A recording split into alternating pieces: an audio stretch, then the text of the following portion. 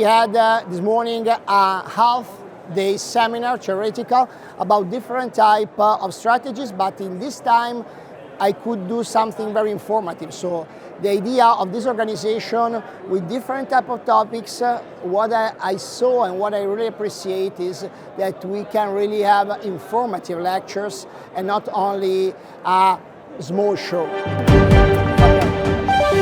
Hi, this is Federico Ferraris from Italy. I'm a restorative dentist.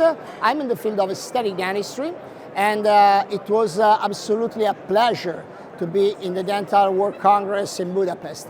We had this morning a half-day seminar, theoretical, about different type of strategies, but in this time I could do something very informative. So the idea of this organization with different type of topics, what I saw and what I really appreciate is that we can really have informative lectures and not only a small show.